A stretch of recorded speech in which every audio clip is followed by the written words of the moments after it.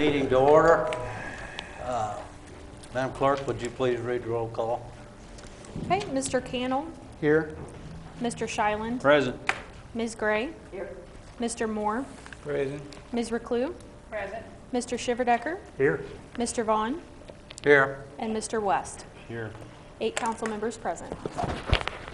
Pastor Williamson, would you please give me the sir. Our Heavenly Father, we rejoice and thank you that you've given us a much cooler day today than many of the past weeks have been, and we're grateful to have this refreshing time. For the rain on Sunday that really added to our crops and gardens and helped our farmers here in mid-Missouri. Again, living in a farming community, I want to give you thanks. Tonight I pray, Lord, for the folks in Turkey. Hit really hard today, and the numbers continue to manifest and increase. We pray for the families, for the deceased, for the injured.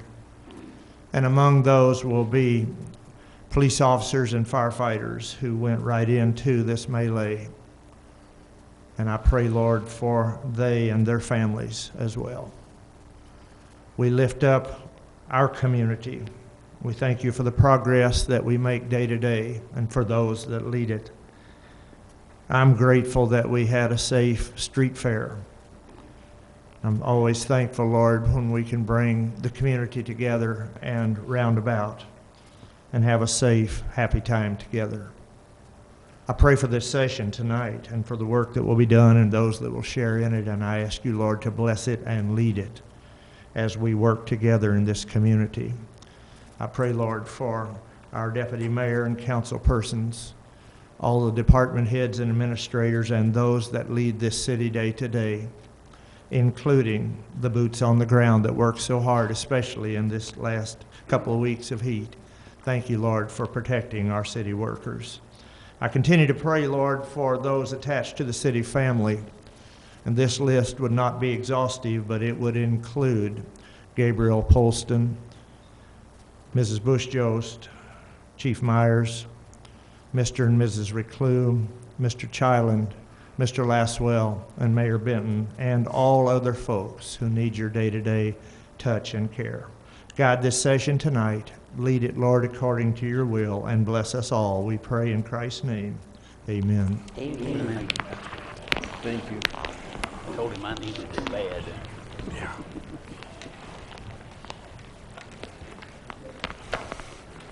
This time is set aside for any visitors that are not on the agenda to come forward and address the council.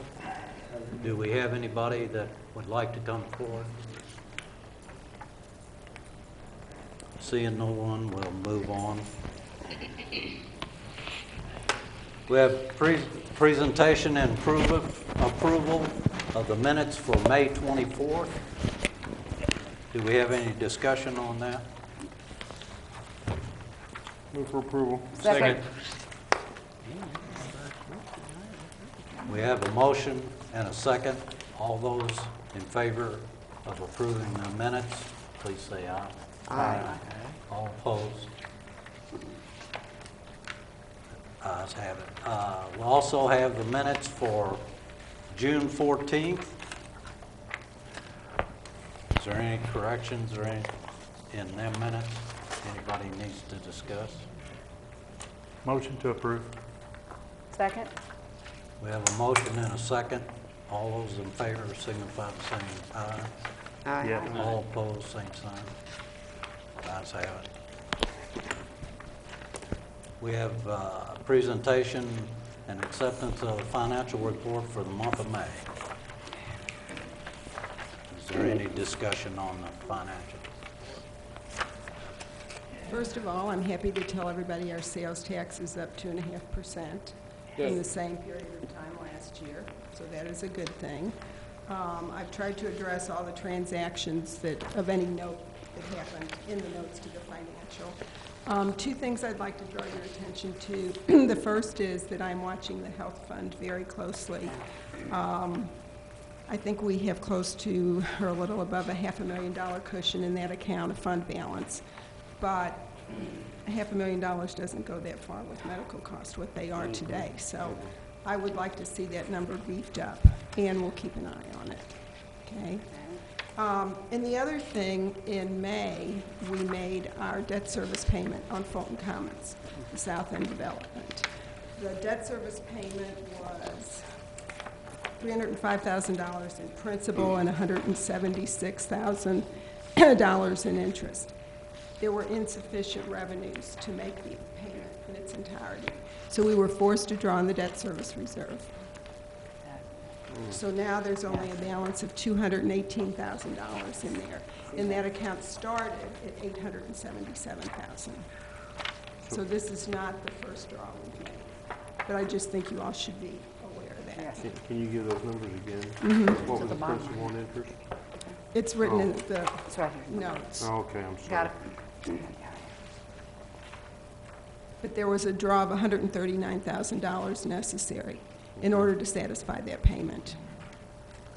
If we get to the point where we're tapped out on that, can we restructure that at all? I would say the answer to that is no, but the way this debt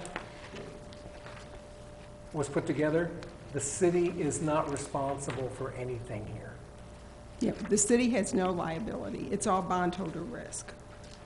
So when you buy the bonds, you, Did we at all vouch for it at, at the time?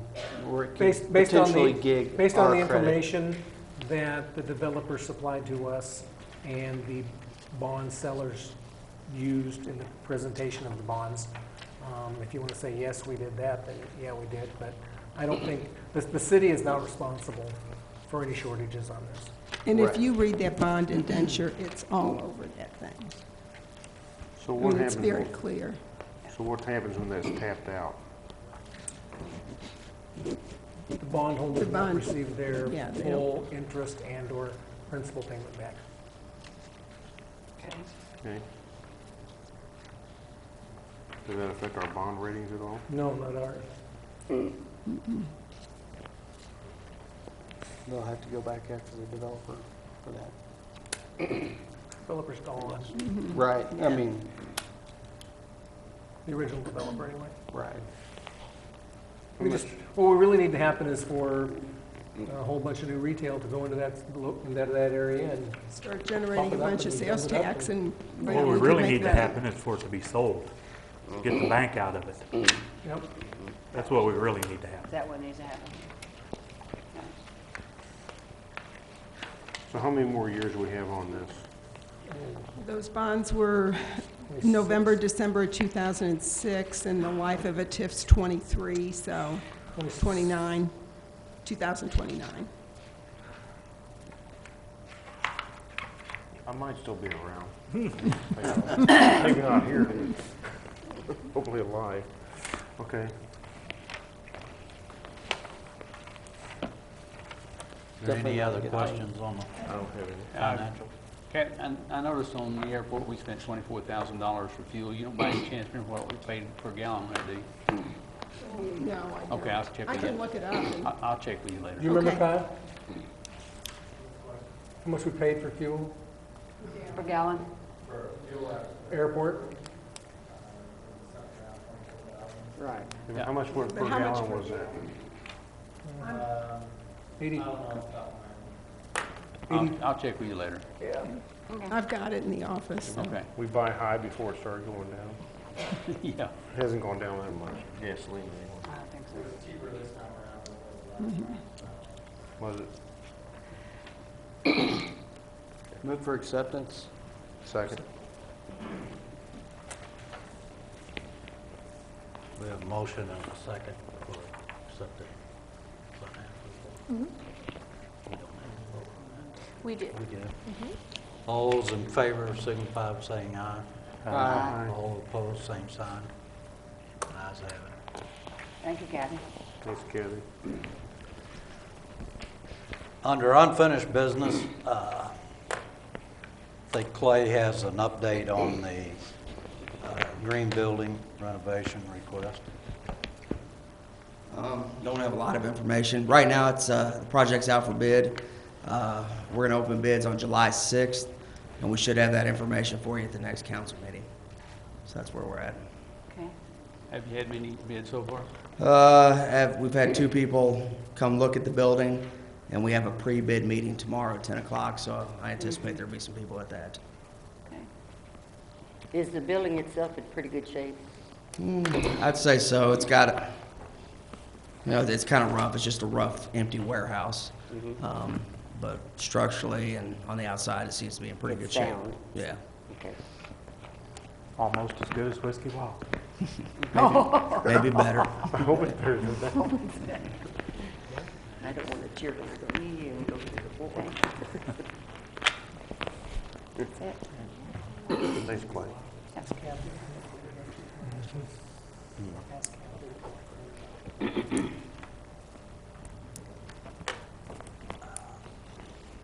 Under new business, we have review of and acceptance of the auditor's report. Kathy, would you please come forward and introduce the... Everyone should have in their packet a copy of the CAFRA, the 2015 Comprehensive Annual Financial Report, a summary report. Can't you see it? Did I hear? And an auditor's communication report. So it's my pleasure to introduce Heidi Chick, who is a partner with Williams Keepers, and Kelly Schwartz, who is a manager and was the lead on our audit this year. Well, you may need your sunglasses to look at this. It's a very unique color, I have to admit. We don't have any other pink cappers in our office. So. like it. What we're actually going to go through, though, is a summary report. So if you can find the blue, boring blue spiral binder that says summary report, that is what we're going to go through. So we're really just going to hit the highlights. Obviously, this is a really big report, and you guys would totally go to sleep if we went through all of it. But that doesn't mean if you don't have questions, be sure and let us know. If you don't have questions tonight, but you have questions later, just let Kathy know or let us know, and we'll get back to you. So you actually issue what's called a comprehensive annual financial report. That's the pretty pink binder. It goes above and beyond what you're required to do under generally accepted accounting principles, so there's a lot of extra information in there. And it's really a positive reflection on the city that they take the time to prepare with the CAFR, the Comprehensive Annual Financial Report. It's really a sign of excellence. There's 2 sections in there that are not required. The first is an introductory section that gives some basic information about the city, but the really interesting part is the statistical section at the back. There's a lot of charts and information in there that give 10-year trend data and a lot of different information about the city, so you can kind of see where the city's been, how it's grown, the industries, the tax revenues, the expenses. Those are not required, but they do provide a lot of information. And when entities come and look at the city and they know about financial stuff, they go and look at your CAFR, and that's part of what they look at. This report's actually submitted to an organization called Government Finance Officers Association. They go through an evaluation process to determine how good a job you did. You know, can you read it? Can you understand it? Does it meet their standards? And you get an award for it. So you did get an award for your fiscal year 14 CAFR. This one will be submitted. And you've gotten an award every year since, I think, 1986. So obviously the city is doing a great job in getting financial information out to the public, to its constituents out there. As far as the actual audit, we issue a modified opinion. It's a clean opinion. It's the best opinion you can get. What that means is everything in here is fairly stated in all material respects in accordance with governmental accounting standards. So that's really what you want to see. What that means, the bottom line, is people can look at this and read this, and they can rely on the information that's in there. They can make decisions about the city. They can understand the city because the information is reliable. So that's really what you want. One of the reasons that this is so thick is there's actually 2 complete sets of financial statements in there when you look at it. So if you're actually going to look at it, you might want to look at the table of contents to help keep it straight. But there's one set of statements called government-wide statements, and it's everything in the city put in one place. So it shows all your funds together as one, shows all your assets, your capital assets, all your debt. It's full accrual basis. Everything related to the city is there. And so that's probably the most comprehensive statement that's in there. The second set of statements are called fund financial statements. They're what you're probably used to seeing on a regular basis, where you've got individual funds. They're separated into governmental funds. Those are your funds supported by tax revenues. Enterprise funds, those are funds supported by user fees and service charges. So those give a lot more detailed information on the fund information. If you look at page 2 in that summary report, there's 3 years trend data. It's really just kind of for your information. There's not a lot of comparative information in the financial statements. If you read the management discussion and analysis in the CAFR, it does talk through what went on during the city during the year, compares this year to last year, gives you a lot more detailed information. So this is really just the highlights. A couple big things went on this year. One is you had to adopt a new accounting standard that was related to your pension plan. So that had some impact on some of these numbers. You had a lot of capital expenditure, so your capital assets increased. That had some impact on these numbers. So you can kind of compare where you've been for the last 3 years, both assets, liabilities, revenues, expenses, and change in net position. So really, that's all I was going to hit on the highlights, unless anyone has any questions on the actual financial statements themselves. We do issue 2 other reports as a result of the audit, and Kelly's going to go through the results of those 2. The next report we're going to cover is the auditor communication letter. Excuse me. I love my children, but they've given me a really nasty cold this week. Just wanted to hit a few highlights of that. We did not notice any significant unusual transactions entered into by the city during the year. As Heidi mentioned, you did record your net pension asset under GASB 68 for the first time, so that was something big and new. A lot of our governments were anticipating you would have a liability under this, and you actually had an asset of a little over $1.1 million, so it's a good thing. There will be 2 new disclosures that the city will have to implement next year also. These shouldn't actually impact your financial statement numbers, but will cause additional information in the footnotes regarding tax abatements and investments. We did find the books and the records to be in good order and did not propose any audit adjustments, and I think that speaks very highly of Kathy and her staff and the great job they do maintaining records throughout the year. We did not have any difficulties in performing the audit, nor any disagreements with management. Bill, Kathy, everyone here is very good to work with, very cooperative, willing to provide whatever information we request of them, and we definitely appreciate that. So overall, a good, clean audit. The last report we issue is the management letter. We don't actually give an opinion on internal control because we don't do enough work to do so, but we are required to obtain an understanding of how things are working in order to design our audit procedures. So as we go through that process, if we note any deficiencies, we do put them in this letter. I'm happy to note that we did not find any material weaknesses this year, so you also received a clean management letter. Does anyone have any questions on these 2 reports or just the audit in general? Yes. On the changes being made this year, the tax abatement and the fair value measurement and application, what does that one mean? The second one, fair value measurement and application, what is that? What are we looking for?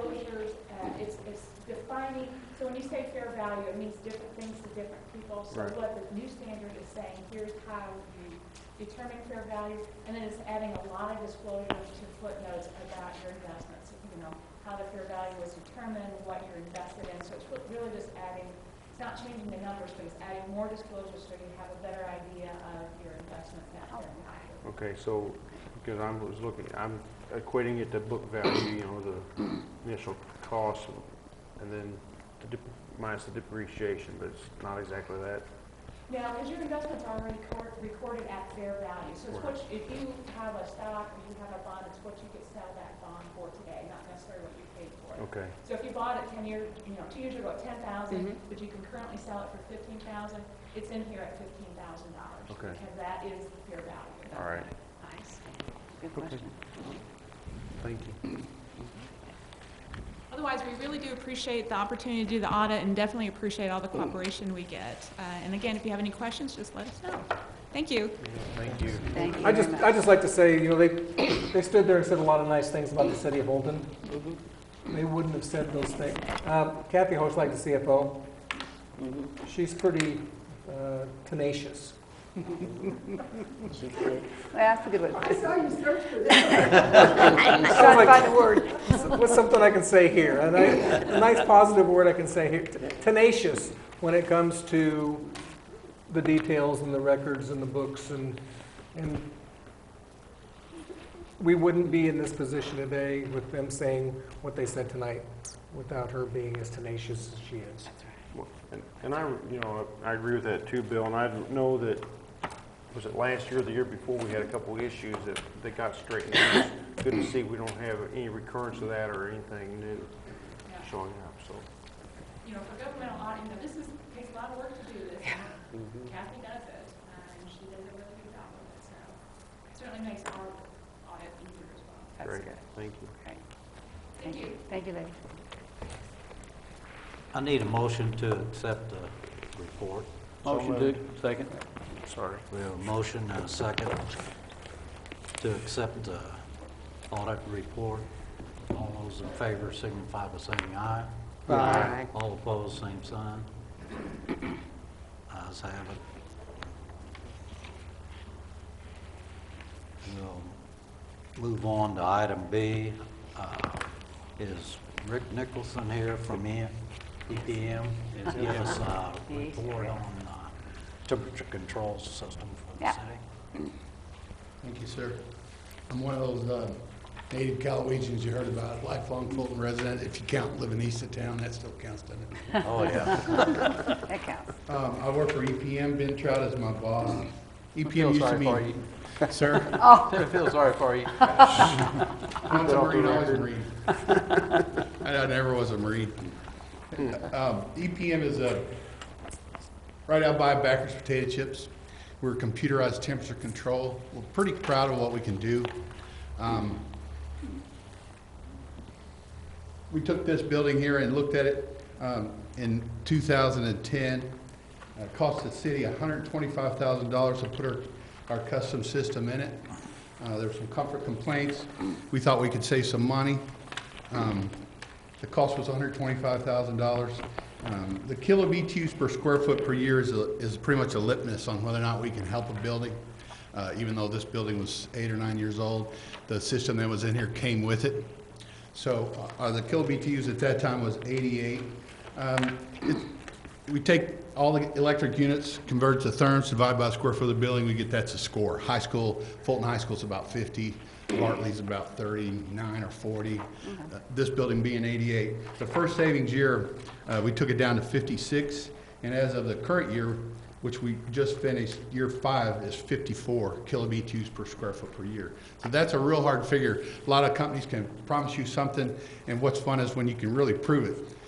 What makes it work good here is because of the people that, just like you were just saying, the people that run it, they know how to work it, and they call us if they got trouble. EPM's a system that's attached over the internet to our office in Fulton. If someone's not there in You're just Fulton. a phone call away. Sir? Just a phone call away. Yeah. It's fun to have them close by because we also have them that are in Denver and Oklahoma City, and I was in Des Moines last week. The other office is in Wichita. Ben's son operates that. That's our Wichita bureau. So you could literally call for help. You wind up talking to some guy. That's one of the reasons why we need to maintain the airport like it is. Going back and forth between Wichita. So anyway, I got 3 minutes, I know, so I'm trying to get this back done. Make sure I get back up. You have the details. So if you got any questions, speak up or call me. I'll give you my card. I'll try to answer them. If I can't answer them, I can find somebody that can. So basically, we spent $125,000, and you're saying we got that back in 37 months of operation. That's what I'm looking at here. That's pretty phenomenal. It is. Really good. Yeah. And the energy, just on energy usage alone, that paid for itself at about the end of year 4. So we got mechanical savings, other kinds of savings that we talk about, voltage protection, that kind of stuff. So And even there's been additional savings that probably don't show up on this, where on a weekend when there's nobody here, if there's a malfunction, the system gets a hold of Jeremy or Mike or whoever it is now. The system will call them and let them know there's a problem here that needs their attention. Yeah, that's cool. Drop me again. So, when you get ready, we can just do an analysis of anything else you want us to look at, as long as the warranties are up on it. Another building, maybe police department building might be a good one to look at. We'll do that kilo BTU study. If we can do some good, we'd like to talk further. Thanks, Rick. Rick is good on money. Did the super the people. Rick, do you still have your band? I do. Yep. I still play Bill Zekas drums for you old guys if you remember the Zekas. You play what? Thanks for being. My drums are Zekas drums. They were invented in Fulton, Missouri. It's a clear drums. I met him through his mama in the 70s. She lived down there on 8th Street in Grand, and she told me about her son who was this cool drummer, and I thought, well, okay.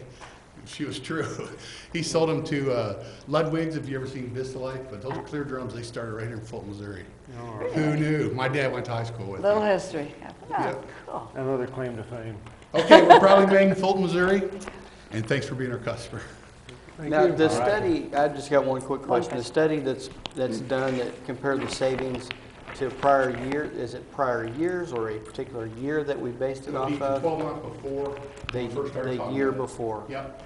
In the details, you'll see there's going to be few studies. You'll also see there's corrections for, they say, well, it was hotter that summer. Temperature, That's all factored in? yeah, Okay. So we're talking heating apples to days apples. and cooling days. I want to say one other thing. It's really,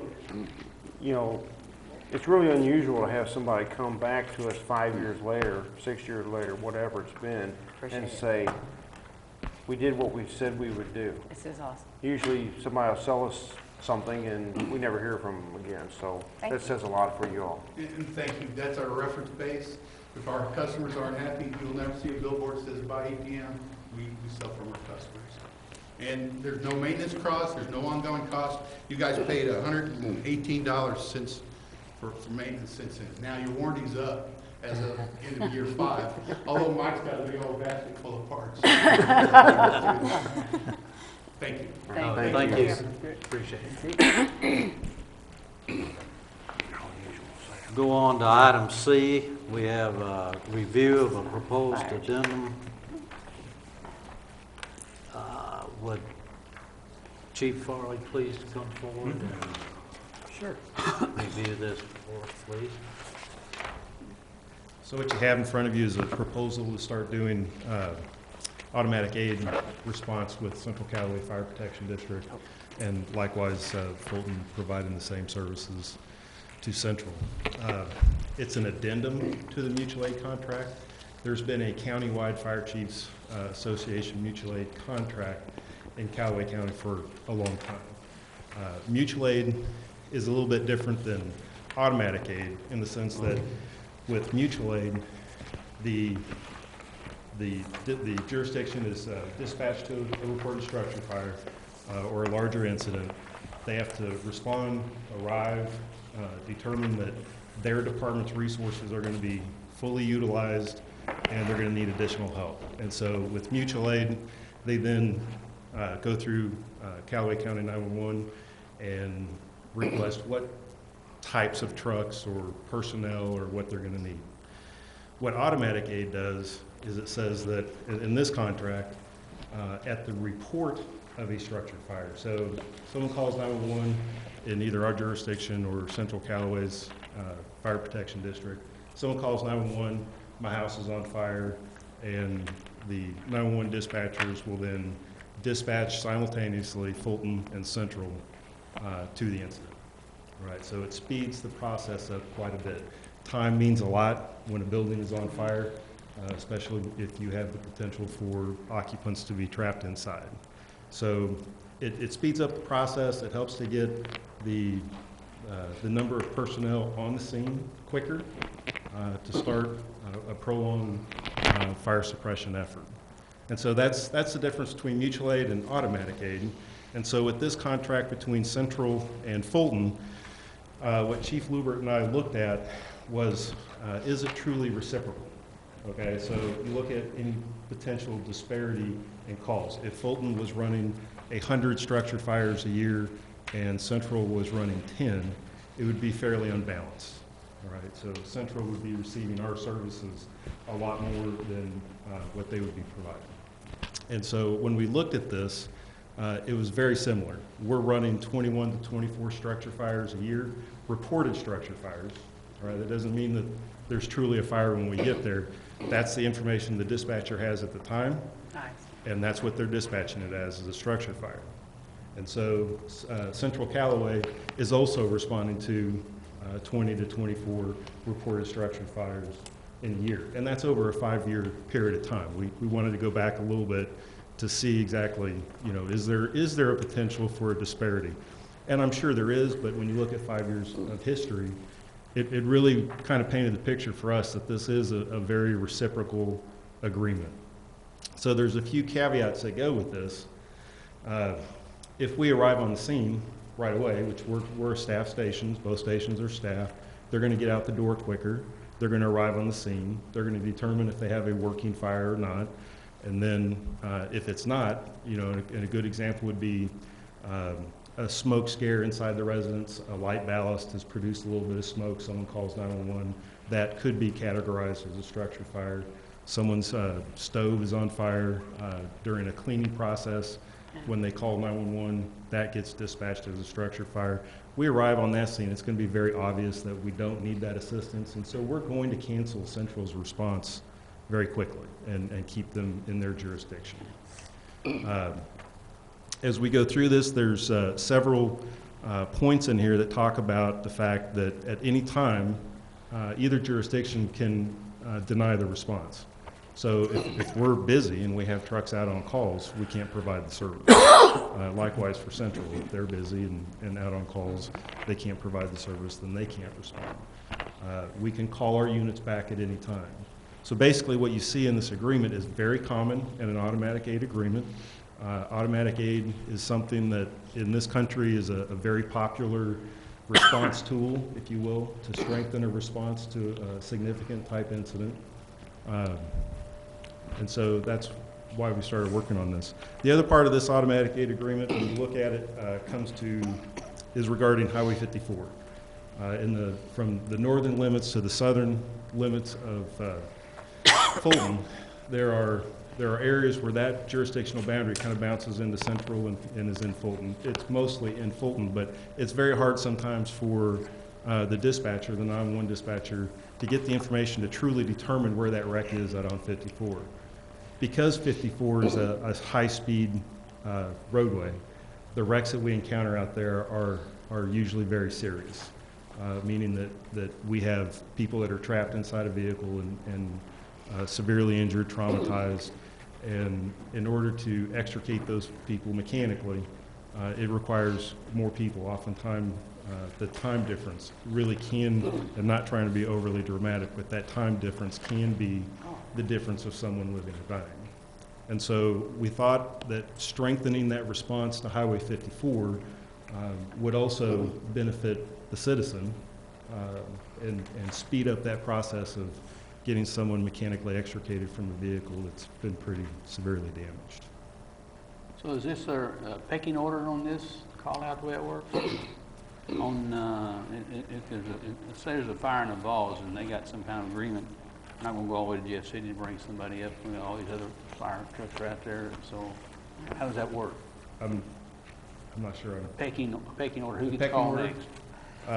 Actually, it's a very simple process. The dispatcher, they have an encoder in front of them that alerts our phones and our pagers, and they would hit the two buttons, one for Fulton, one for Central at the same time. They'll be simultaneously talking to both departments. Our department are responding with our on-duty apparatus, and if it's a fire in our jurisdiction, we have our people that are starting to come in automatically from off-duty.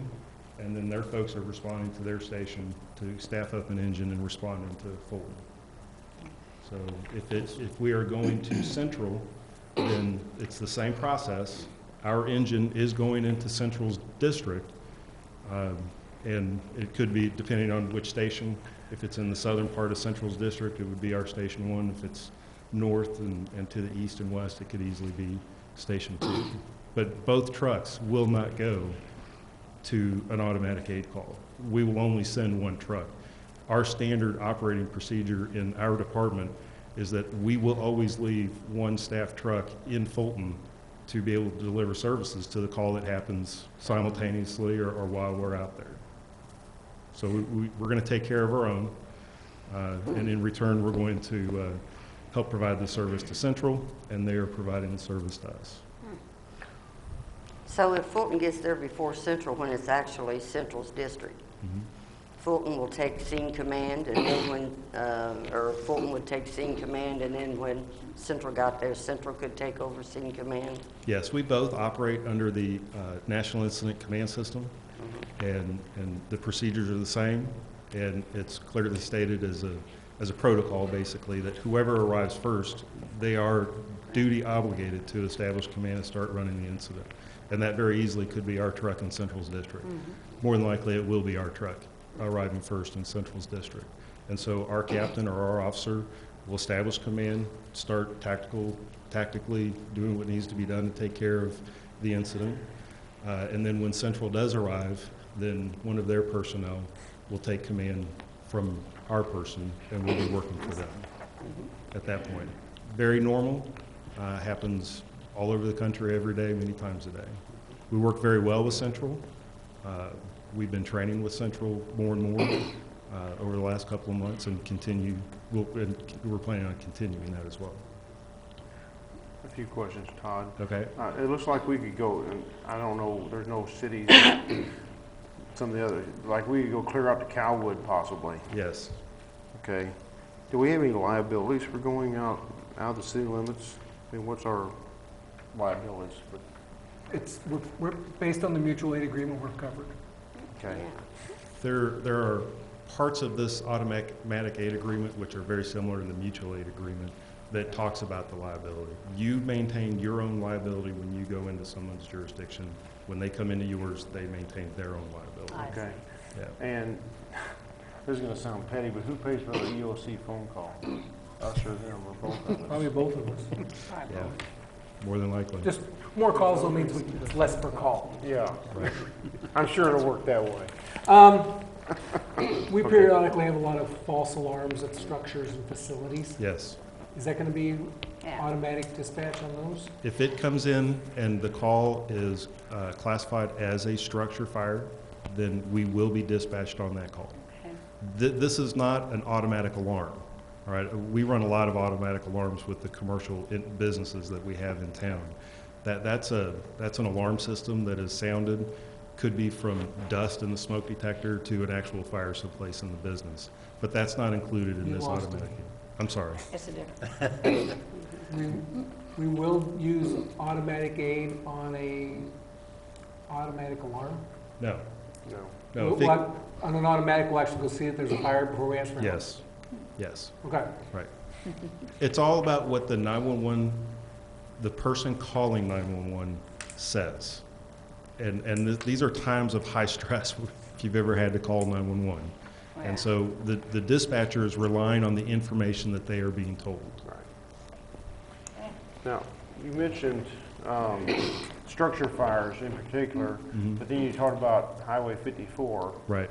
That's not a structure fire. Correct. So how's that part work? That's not an automatic dispatch? It will be. It will be an automatic dispatch to that car wreck, with the goal, with including Highway 54 into a car wreck or a vehicle wreck out on the highway, is because of the high speed impact, and the amount of damage that we see with these vehicles and people being trapped. When we arrive on the scene, we have to mechanically extricate those people many times. Yeah. And so having that extra engine increases our safety. Having that extra engine from Central coming into that incident increases the amount of extrication equipment we have on the scene. Exactly. It's very common to have more than 2-3 vehicles involved, or semi. Right. I mean, it's catastrophic, some of the damage that we see out there on 54. Right.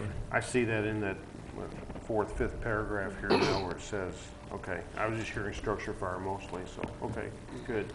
If the city council agrees to this evening, do we know what Central Fire Protection District's response is going to be, or how they feel about it? This went to the Central's Board of Directors at their, I want to say their last meeting, and it was passed by their Board of Directors at that time, so I'm assuming that they're for it. How does this affect us financially? Financially, the response, That's it? the response, if we have to call people in to cover while that engine is out, then we'll do that to ensure the response capabilities in our town in Fulton. We'll do that. There is a little bit of an expense to this, but it is reciprocal.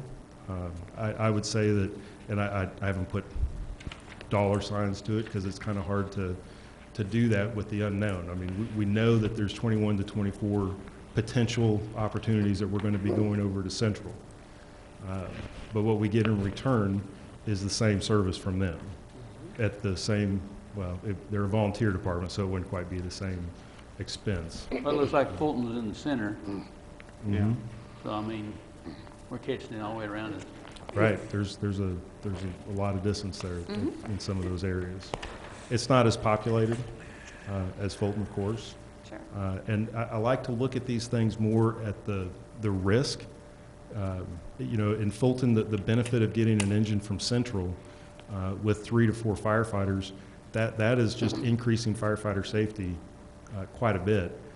But if you imagine, and I know we've had them, a structure fire in one of our apartment complexes, in one of our dorms when schools are in session and they're fully occupied, having that engine coming up from Central automatically dispatched with us increases that response quite a bit.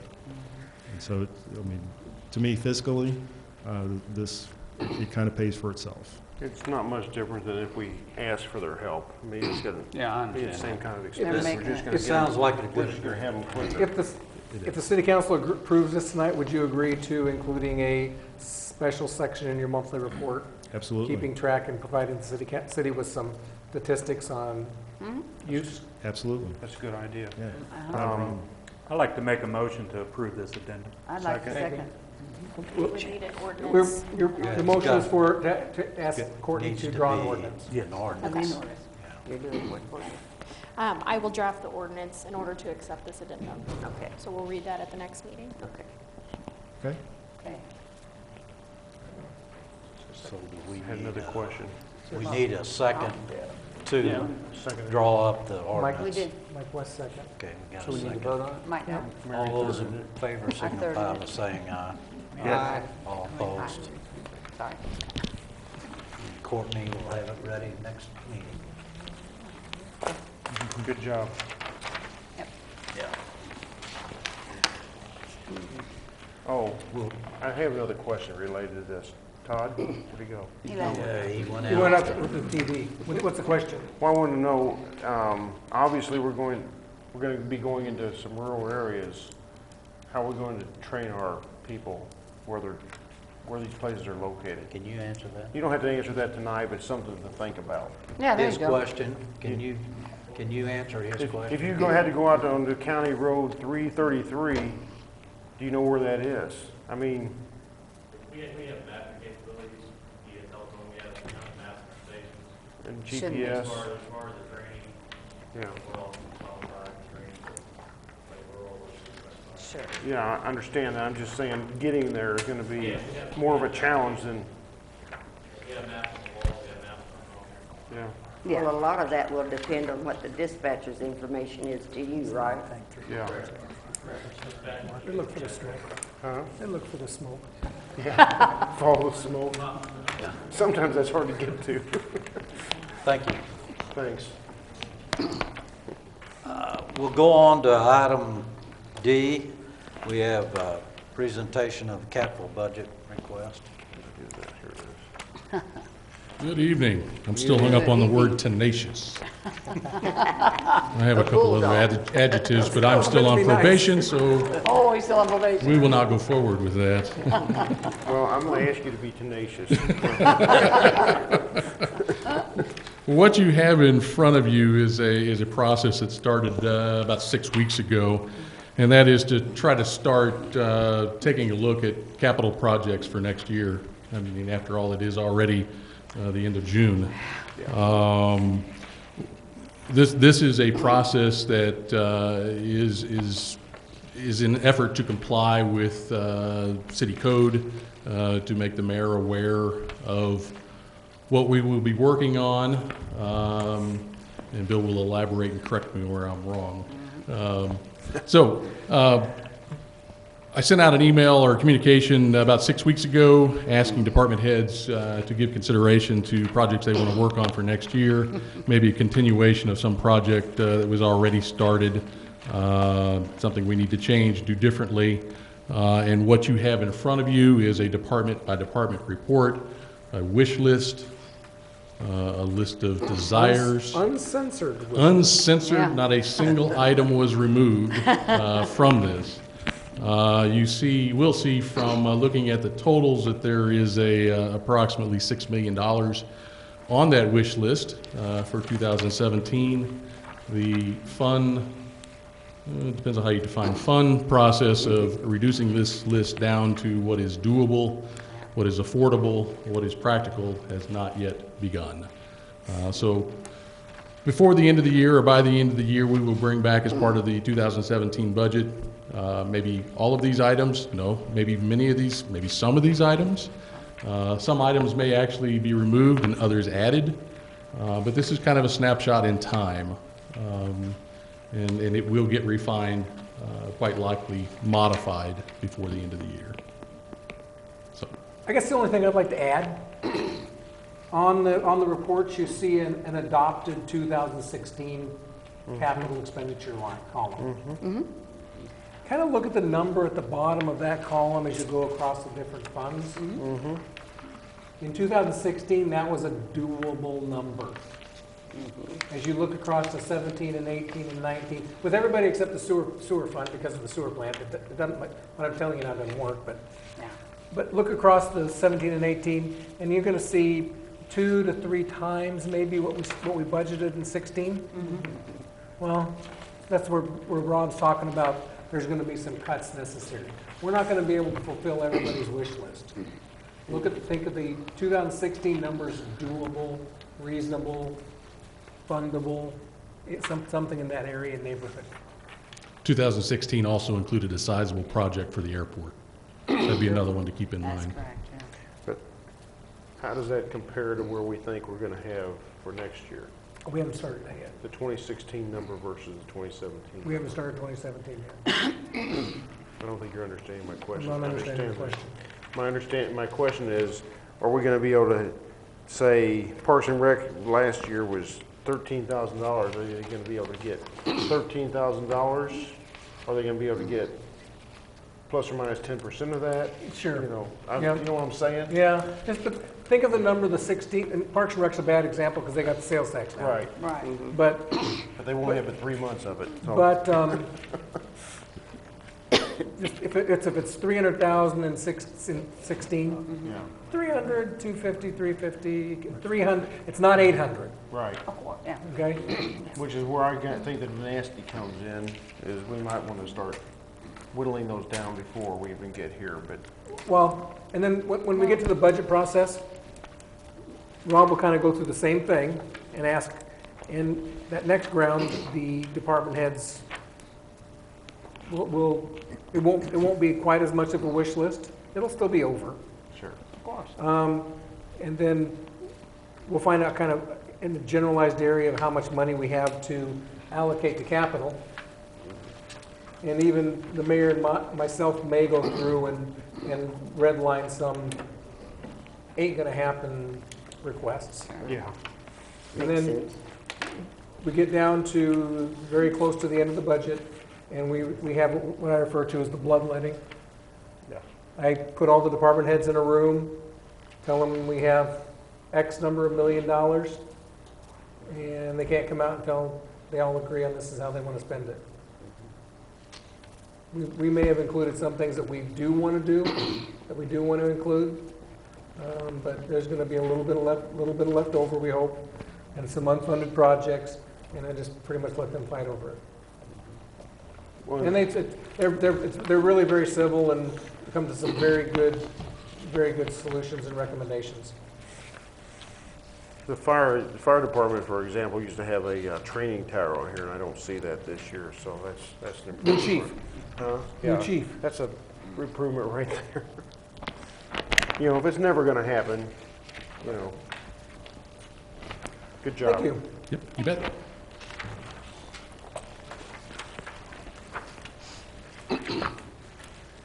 Move on to item E. Bill, would you like to?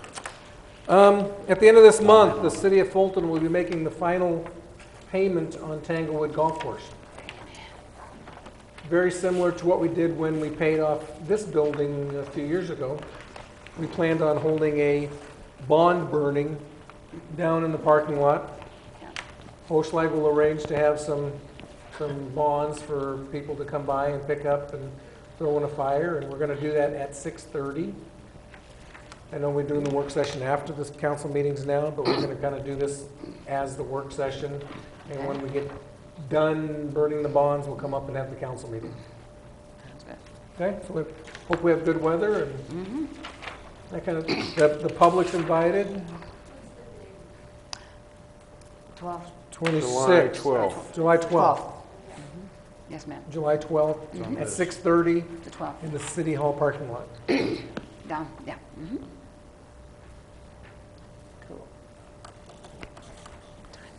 Thank you. We'll move on to councilman's concerns. We'll start down on the end with Councilman Shyland. I'm good. I'm good too. Good. Wow. I just have one minor little bitty thing that bugs me.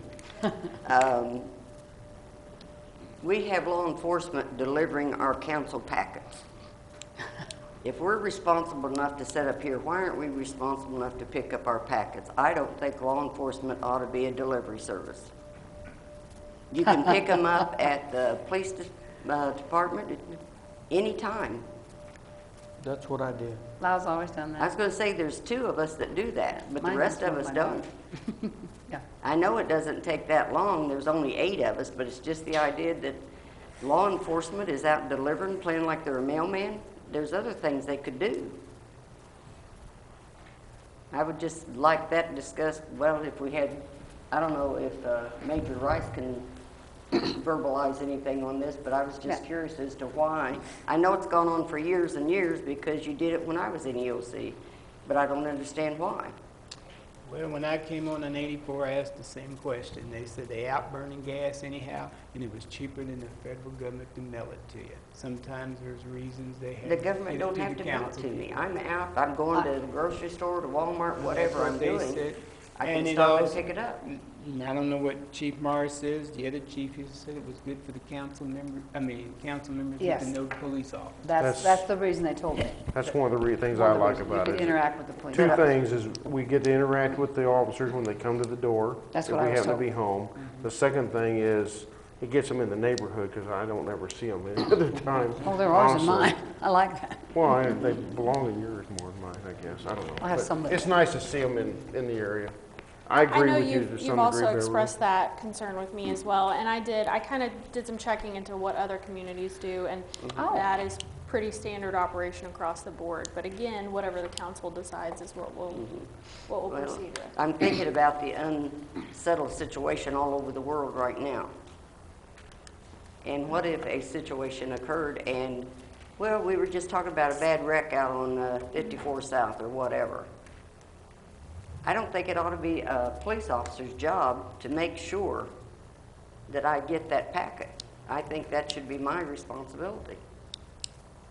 And you say you get to meet the officer face to face, you can meet them anytime you want. You got it. I have stopped and talked to him. If I see him I do. making a traffic stop, I've talked to him, you know, how's it going? Is there anything we can do for you? I just go down and pick it up because it's more convenient for me to not have to worry when I'll be home and they're going to be able to catch me. Yeah. I just, they- when I want it, I'll go get it. And I leave, mine's left sometimes in a secure place. But I'm the same way. I have no problem with getting it at all.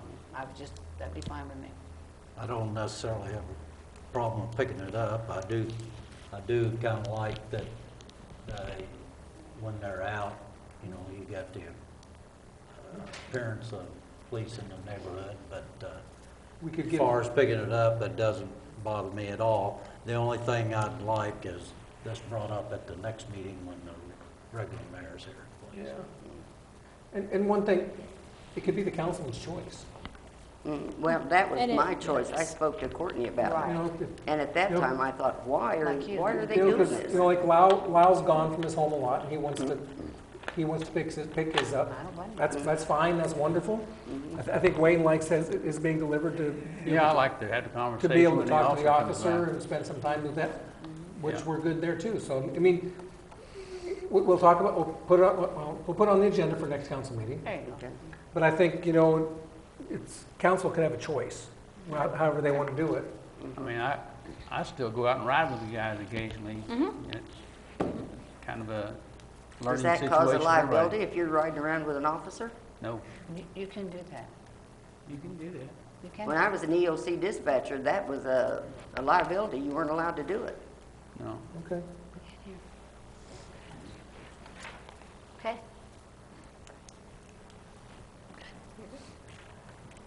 Is that all the discussion?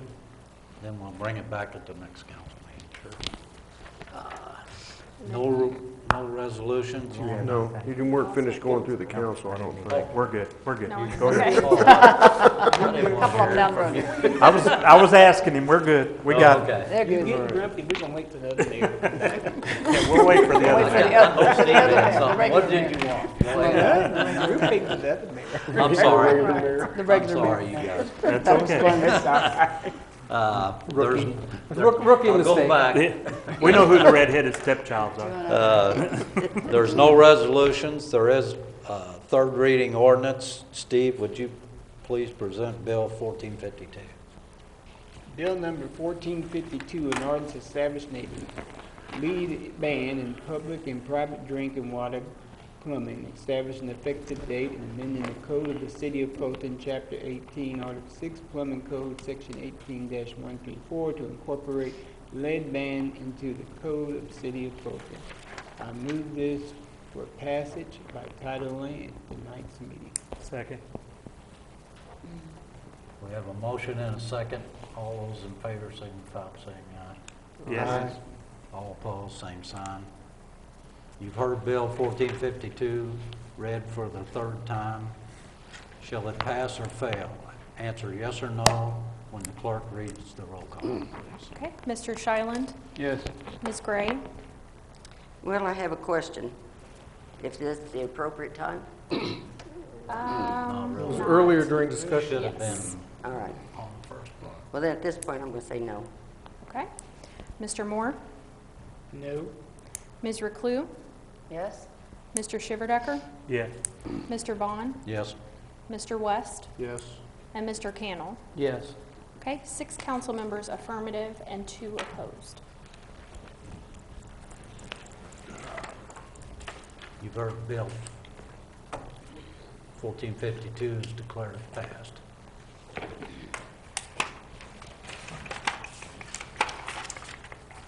We'll move on to the monthly report from the Director of Administration.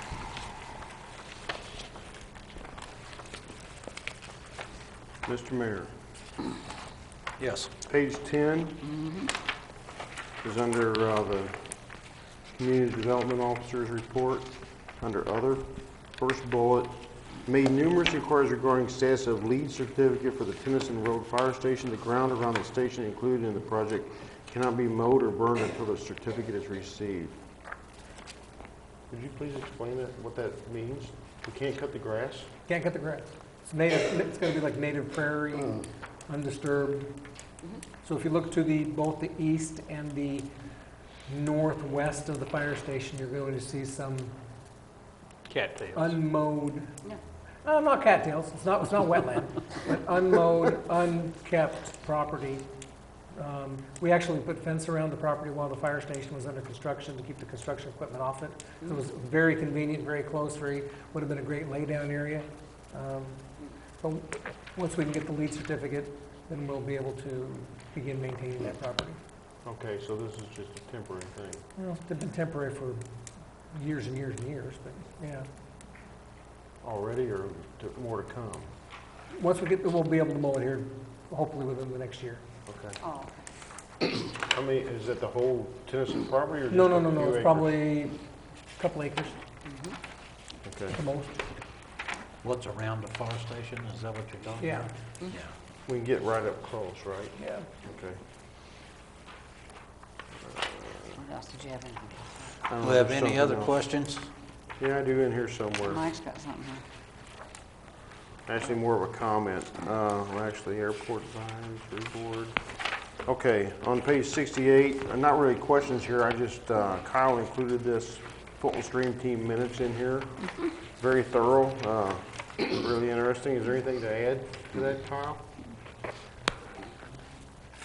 had a discussion with had a class, a summer school class, at Bush School this week. We did a presentation and interactive activity with the fifth grade summer school class on the Smith branch, which received good reviews by the teaching staff and the children.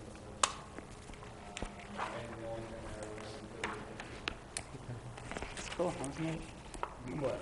That's all I had. Mr. Mayor, I was gonna say that if you look down by the Walker on Second Street, I believe the stream team was involved in that cleanup. That was really good down there. Down to Second Street, all the credit to that goes to like Parks and Rec Department. Parks and Rec Department received reviews from, I think, the newspaper commenting about the minutes from the stream team, and also Richard Vaughn's comments on making the stream more visible. And Clay did that on his own in response to that as a great member of the stream team himself. Yeah, exactly. Looks great. It does, really does. It looks very good. It's a great asset to Fulton, Yeah. what he did. Yeah. Motion to approve the financials, Second. or sorry, this. Director of Administration. Mr. Bill's complaining. What we were talking about. We have a motion and a second Planning Protective Services report. to accept the administrator's report. All those in favor signify by saying aye. Aye. All opposed, same sign. Ayes have it. We have some Public Utility Board met. Darrell, would you like to come forward and give us a report?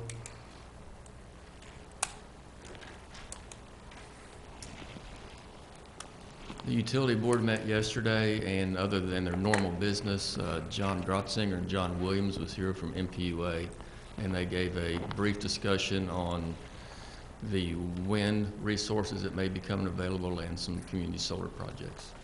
So that was what was covered. Okay. Thank you, Darrell. Yeah. Traffic Commission also met. Councilman Moore, would you? Well, he didn't. I'll steal it from Councilman Moore. Okay. We had mainly 3 items that received some traction from the Traffic Commission meeting today. One out where Mary lives, Tennyson Road and Route C, reducing the speed limit on Route C. As you're going south and getting closer to Tennyson Road, there's a 50-mile-an-hour speed limit before you get to Tennyson Road. The request is to take that down to 40 miles per hour and potentially police that area a little bit more. And I know ultimately Mary would, and the folks out there would like a 4-way stop. I interacted with MoDOT. It doesn't look like that 4-way stop is probably going to be warranted, or it's going to be a lot more difficult to get. The speed limit, is real doable. It's going to take a ordinance by us that we then supply to MoDOT. I think that may be the only documentation we've got to supply to MoDOT, and then MoDOT will take care of that speed limit. So that was the biggest item. The other 2 items that received traction were stop signs at 10th and Nichols. Presently, that's a 4-way stop. There's a bush that hinders sight distance that we've received approval from the property owner to remove. So if considering that, we'd like to make that a 2-way stop and make 10th a through street. I mean, right now it gets run quite a bit anyways, but it'd be nice to make that through street right there, and just stops required on the north and south on Nichols. The other item that was discussed was Jason Woods from our traffic division mentioned that he'd like to see the west side of on Hickman Hickman and 7th over there by McIntyre School. He'd like to see the west side only by the college be no parking as well. Last year was the east side, and the school is fine with it. So he'd like to pursue that to help buses and traffic during school hours. Those are the 3 items. Any questions? Did you guys discuss the traffic lights at We Wardenville? briefly discussed the traffic lights. On Woodland? We did, and I did talk to Trent Brooks with MoDOT, considering that traffic light there. How he stated was that those traffic lights were put up by the contractor without a permit. MoDOT wasn't the happiest with the contractor for doing that. They knew that that traffic light was going to eventually be put up, but we're not told the permit wasn't established before they put it up. He also doesn't know the schedule for operations. He expressed some frustration in that. I met with the contractor today to discuss, hey, what's the schedule? What are we looking at for operations wise?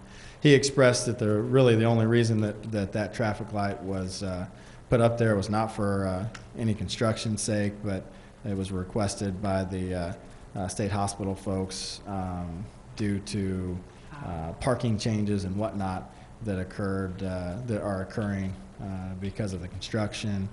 And he's going to work on supplying us some kind of knowledge on that traffic light. So I think it needs to be limited in how much it's used and when it starts and finishes. Right. As of right now, nobody knows when it's even going to be Keep us operated. informed. I guess it needs to come down since it doesn't have a permit. I see in the DOA report we even supplied electricity to it. All right. Kyle, on any Thank of you. those things, did they give a recommendation? On the traffic commission meeting, all 3 of those items were given recommendations. Were given during the council recommendations. Just a little extra on the Hickman Avenue. We have talked to Westminster. There is plenty of parking for the people, for the kids in those apartments. There's no reason for them to be parking on that side of the street. That is from Westminster's parking lot south all the way to West 7th Street. So Okay. Yep, that is correct. it Rick. is Thank you. creating it's just as much of a hazard as it was parking on the other side. Thank you. I didn't think we were allowing parking on either side, but No, we just did Yeah, one it's side. parking on the west side is It's on the still west allowed. side. okay. Thank you, Kyle. There's no appointments, announcements. Bill's already discussed the Tanglewood golf course, burning of the bonds at City Hall at 6:30. It says 6. Is it 6 or 6:30, Bill? 6:30. 6:30. 6:30. Substantives were put out. It's a mistake on the minutes. There's no reason for an executive session, and I'll entertain a motion to adjourn. Motion to adjourn. Just real quickly, if I could, I'd like to thank the city staff and all the volunteers for the street fair. Once again, did a phenomenal job. A lot of work It was went into awesome. that. All of them. So, thank you. Sorry. That's okay. Motion to adjourn. Second. We have a motion and a second I gave to you one. adjourn. All those in favor signify by saying Matter of fact, aye. I gotta Hot diggity? We're done.